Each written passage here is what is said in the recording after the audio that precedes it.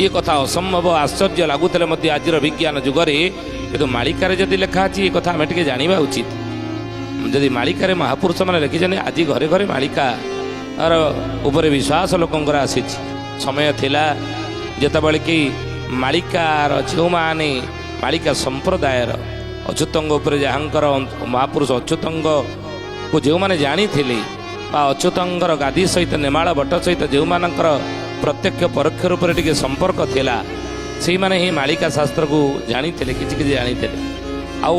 अनेक जानी थे केवल तरिकी थी 13 को 14 15 लगी बहुत थर सत उपज सतर की कथा मालिकार लिखा है जदि संसार कौन से गोटा घटनाटी घटी जाए असंभव संभव हो जाए कहते हाँ मालिकार लिखा था या अनेक पुराणा कालिया लोक मैंने कहते किंतु प्रत्येक व्यक्ति पर्यंत समाजर प्रत्येक कण कण सहित प्रति घर घर सहित मालिका सहित कई माने आम परिचित ही नथिले किंतु आज देखंतु प्रार्थना चैनल मालिकार प्रचार फल आज देखंतु महापंचसखा मान प्रचार फल आलोचना फल आज घरे घरे प्रत्येक व्यक्ति मालिका को आज जानी पंचसखा मान को आज जानी तेणु ये मालिकार जदि एक कथाटी अच्छी जोबरा घाट में परीक्षा सब एवं कली भारत भूमि जोबरा होइब जदि ये कथा असंभव आमको लगुच कि आश्चर्य लगुच कि मालिकार जेहेतु लिखा अच्छी आम समस्ते जाना उचित जे जोबरा घाट में कौन कौन सब परीक्षा हे आज मालिका वचन आलोचन ज्ञानी गुणी मंडली ये विषय आम आलोचना करा जाऊे कटकर जोबरा घाट से जोबरा घाट में कि परीक्षा मान हे बोली अच्युतानंद महापुरुष मालिकार लिखिं आसतु जाना महापुरुष कहले बाबूरे कहती अच्युत सुना ब्रज शिष्य जोबरा घाटर लीला पंचसखा संगे खड़की पुरुष गुप्तरे करिबे खेला गुप्तरे करिबे खेला हे सुजने गुप्तरे करिबे खेला गुप्तरे करिबे खेला हे सुजने गुप्तरे करिबे खेला कहती अच्युत शुण ब्रज शिष्य जोबरा घाटर लीला से जोबरा घाटर लीला शुणी कौन ना पंचसखा संगे कड़की पुरुष गुप्तरे करिबे से जोबरा घाटर पंचसखा माने प्रभु सहित थे कड़की भगवान सहित रही जोबरा घाटर कि खेला मान करिवे से जोबरा घाटर कि लीला हम ना कड़ी रे भारत भूमि जोबरा होइब बाबू जोबरा होइब बहुलीला रम जे सेठा बरे बाबू सेठा बरे बोले बाबू रे कड़ी रे भारत भूमि जोबरा होइब बहुलीला आरंभ जे सेठा बरे हेब कड़ी रे भारत भूमि जोबरा हम रे बापा भारत भूमि कौन कौ भारत ए कड़ी जुगरे महाभारतटी ओडिशा भूमि प्रमाण उत्कलर सब उद्भवती होइब ठीके ठीके राम सुना ठीके ठीके राम सुना हे सुजने ठीके ठीके राम सुना ठीके ठीके राम सुना हे सुजने ठीके ठीके राम सुना ए कली जुगरे महाभारतटी ओडिशा भूमि प्रमाण उत्कलर सब उद्भवती होइब ठीके ठीके राम शुण हे राम ठीके ठीके सब शुणी था ये ओडिशार सब उत्पत्ति हे महाभारत युद्ध किछि दिन तले आपण माने देखि नांती विदेशी माने ही पठेइछन्ती पारा नुई पारा पठेइछन्ती ए होछि कोन ए ज्ञानी गुप्तचर पारा आगुरो पूर्व अनेक वर्ष तळु 200-300 वर्ष तले पारा द्वारा समाचार खबर नबा आनिबा हेउथला ने पारा ही समाचार बाहक थिले समाचार नबा आनिबार बाहक थिले कि ना पारा वर्तमान मध्य पुलिस विभाग रे अनेक पारा गुड़िक तालीम प्राप्त होगी अच्छा से तालीम पाउछन्ति से मध्य खबर नबा आनिबा करूछन्ति गुप्तचर भाव में काम करूछन्ति पारा माने आपण देखंतु मालिका वचन न होइबा एई किछि दिन तले पारा धरा पड़ी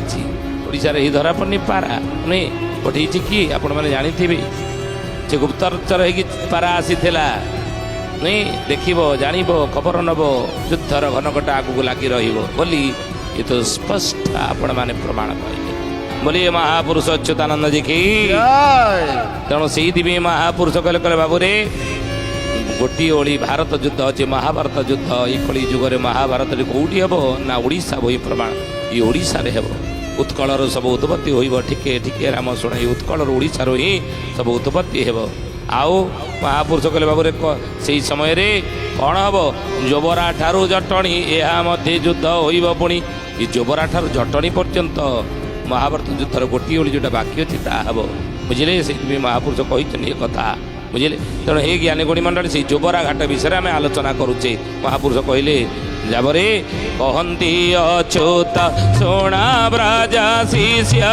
जोबरा घाटर लीला पंचसखा संगे कड़की पुरुष गुप्तरे करिबे खेला गुप्तरे करिबे खेला हे सुजने गुप्तरे करिबे खेला गुप्तरे करिबे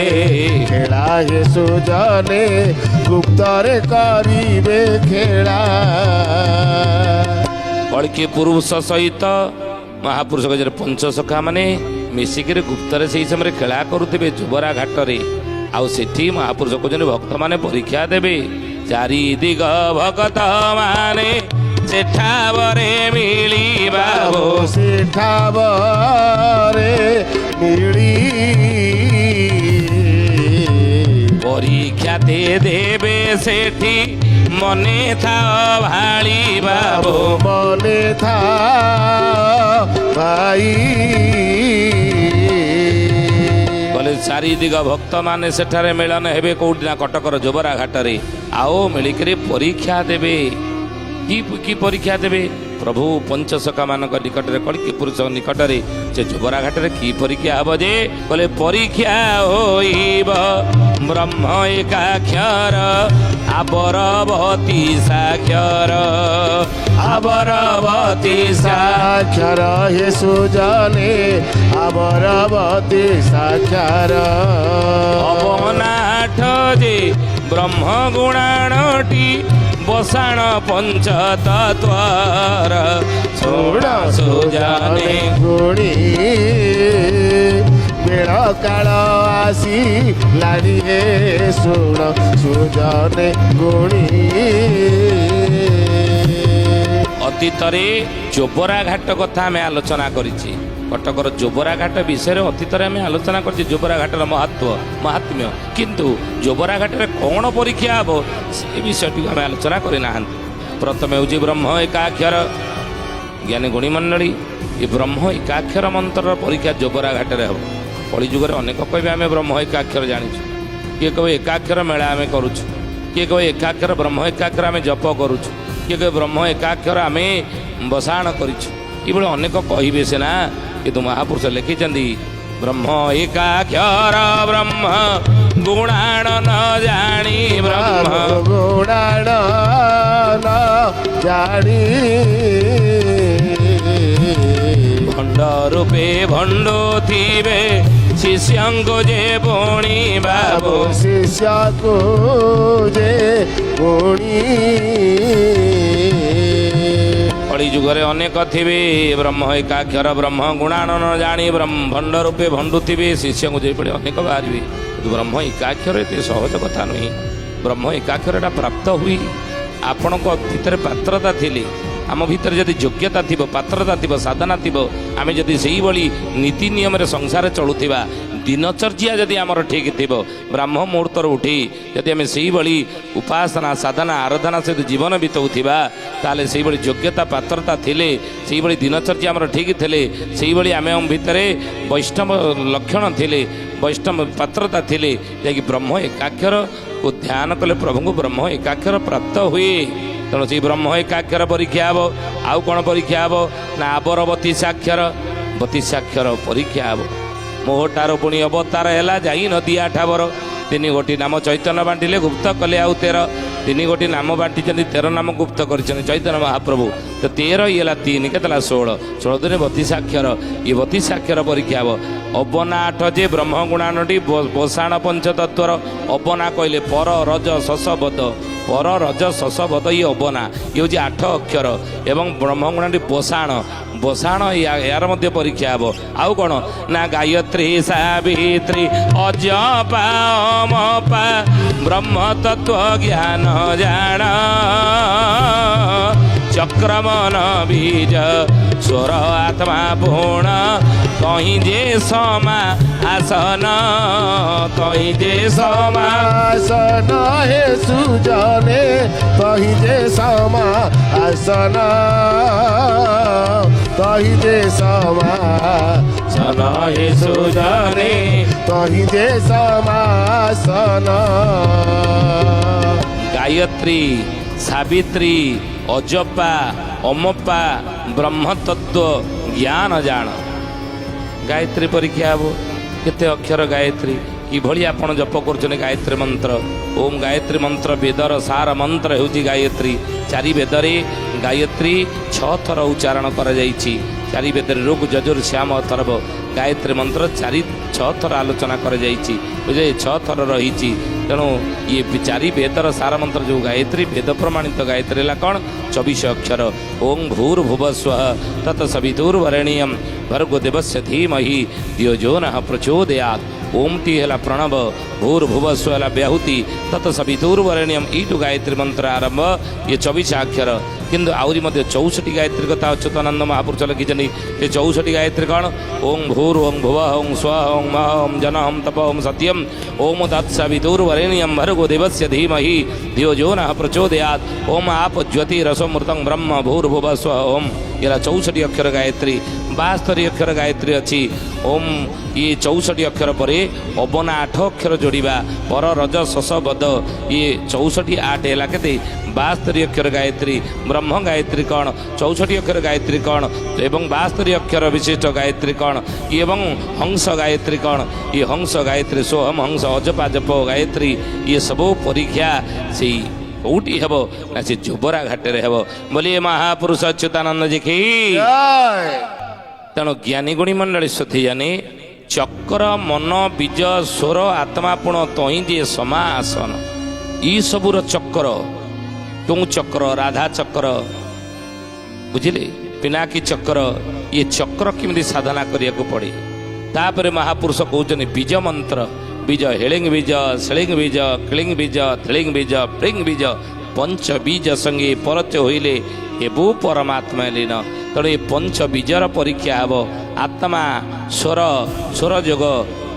ଏ ସ୍ୱର କେମିତି ସ୍ୱର ସାଧନା ଆମେ କରିବା ଏ କଥା ମଧ୍ୟ ମହାପୁରୁଷ କହୁଛନ୍ତି ତାହା ବି ପରୀକ୍ଷା ହେବ ଆଉ କ'ଣ ସମା ଆସନ 84 ପ୍ରକାର ଆସନ କେଉଁ ଆସନରେ ବସିକି କେଉଁ ମନ୍ତ୍ର ଜପ କଲେ ମନ୍ତ୍ର କେତେ ଦିନରେ ସିଦ୍ଧି ହୁଏ ଏ ପ୍ରକାର କଥା ମଧ୍ୟ ମହାପୁରୁଷ ଅଚ୍ୟୁତାନନ୍ଦ ମାଳିକାରେ ମଧ୍ୟ ଲେଖିଛନ୍ତି ତାର ପରୀକ୍ଷା ହେବ ଆଉ କ'ଣ ପରୀକ୍ଷା ହେବ ସେ ଜୋବରା ଘାଟରେ ଜ୍ଞାନୀ ଗୁଣୀ ମଣ୍ଡଳୀ ମାଳିକାରେ ଏସବୁ ଆପଣ ଜାଣିବେ ଏସବୁ ମାଳିକାରେ ଆପଣ ଜାଣୁଛନ୍ତି କେତେ ପ୍ରକାର ଆସନ ରହିଛି କେତେ କେତେ ମନ୍ତ୍ର ରହିଛି ଆଉ କ'ଣ କହିଲେ ଓଲଟ ଓംକାର ସୂର୍ଯ୍ୟ ଏକାକ୍ଷର ଷଡ଼ ଚକ୍ରର ବସାଣ ସପ୍ତାଙ୍ଗ ଯେ ଅଣ ରୂପ ବ୍ରହ୍ମ ଭେଦ ଖେଚରୀ ମୁଦ୍ରା ପ୍ରମାଣ ଖେଚରୀ ମୁଦ୍ରା ପ୍ରମାଣ ହେ ସୁଜନେ ଏ 4 ମୁଦ୍ରା ପ୍ରମାଣ ଏ 4 ମୁଦ୍ରା ପ୍ରମାଣ ହେ ସୁଜନେ ଏ 4 ମୁଦ୍ରା ପ୍ରମାଣ ଆଉ କ'ଣ ପରୀକ୍ଷା ହେବ ନା ଓଲଟ ଓମକାର ଓମକାର ଆମେ ଜାଣିଛେ ଓମକାର କୋଉଭଳି ନା ଆପଣ ଏମିତି ଡାହାଣକୁ ବାମରୁ ଡାହାଣକୁ ଘୂର୍ଣ୍ଣନ କରିବେ ଓମକାର ବାଁ ପଟରୁ ଡାହାଣକୁ ଯାଉଛି ଘଣ୍ଟା କଣ୍ଟା ଯେମିତି ବୁଲେ ଘଣ୍ଟା କଣ୍ଟା ଯେମିତି ବୁଲେ ଆମେ ଓମକାର ସେମିତି ଲେଖୁଛେ ନା ଆଉ ନା ଅଚ୍ୟୁତାନନ୍ଦ ମହାପୁରୁଷ ମାଳିକାରେ ଓଲଟ ଓମକାର କଥା ବତେଇଛନ୍ତି ସେ ଓଲଟ ଓମକାରଟି ଲେଖିଲେ ସେ ଓଲଟ ଓମକାରରେ ଆପଣଙ୍କୁ କ'ଣ ଫଳ ମିଳିବ ଓଲଟ ଓମକାର ଆପଣ ଜପ କରିବେ ଓଲଟ ଓମକାର ଜପ କଲେ ଓଲଟ ଓମକାର ଲେଖିଲେ ଓଲଟ ଓମକାର ଆପଣ ବସାଣ କଲେ ମହାପୁରୁଷ କହୁଛନ୍ତି ଆପଣଙ୍କୁ କି ଫଳ ମିଳିବ। ଆପଣଙ୍କର ଯେତେ ସମସ୍ୟା ଥାଉ ନା କାହିଁକି ସେ ସବୁର ସମସ୍ୟାର ସମାଧାନ ଏ ଓଲଟ ଓମକାର ଲିଖନୀରେ ବା ବସାଣରେ ବା ସାଧନାରେ